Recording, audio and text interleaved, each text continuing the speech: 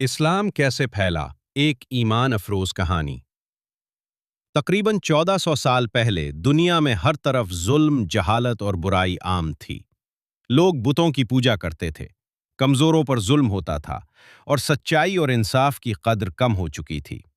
इसी तारीक ज़माने में अल्लाह ताला ने इंसानियत की हिदायत के लिए अपने आखिरी नबी हज़रत मोहम्मद सल्लल्लाहु अलैहि वसल्लम को मुंतखब फरमाया। हज़रत मोहम्मद सल्लल्लाहु अलैहि वसल्लम मक्का में पैदा हुए और अपनी सच्चाई और अमानतदारी की वजह से लोगों में अल सादिक और अल अमीन के नाम से मशहूर थे। जब आप सल्लल्लाहु अलैहि वसल्लम की उम्र 40 साल हुई तो एक दिन आप मक्का के करीब गारे हिरा में इबादत कर रहे थे। इसी वक्त अल्लाह के फरिश्ते हज़रत जिब्राईल अलैहिस्सलाम अल्लाह का पैगाम लेकर आए और पहली वही नाजिल हुई। यही वो लम्हा था जिसने दुनिया की तारीख बदल दी। यही लम्हा इस्लाम के आगाज का था। अल्लाह ने अपने नबी सल्लल्लाहु अलैहि वसल्लम को हुक्म दिया कि लोगों को एक अल्लाह की इबादत की तरफ बुलाएं और बुराइयों से रोकें। शुरू में बहुत कम लोगों ने इस्लाम कबूल किया।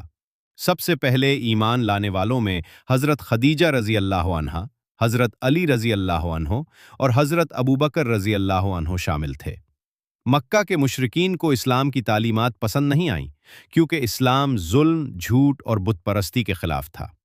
उन्होंने मुसलमानों को सख्त तकलीफें दी, मगर हज़रत मोहम्मद सल्लल्लाहु अलैहि वसल्लम और उनके वफादार साथियों ने सब्र, ईमान और हिम्मत के साथ इस्लाम का पैगाम फैलाया। जब मक्का में जुल्म बहुत बढ़ गया तो अल्लाह के हुक्म से मुसलमान मदीना हिजरत कर गए।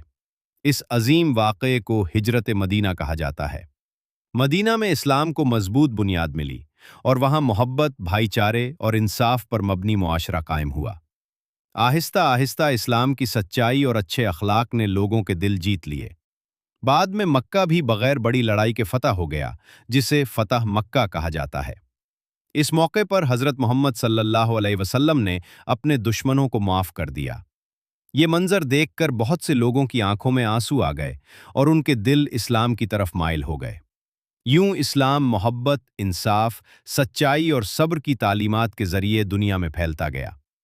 आज करोड़ों मुसलमान अल्लाह की वहदानियत और कुरान मजीद की तालीमात पर अमल करते हैं। सबक: ये वाक़या हमें सिखाता है कि सब्र, ईमान और अच्छे अखलाक के जरिए अंधेरी दुनिया में भी रोशनी फैलाई जा सकती है।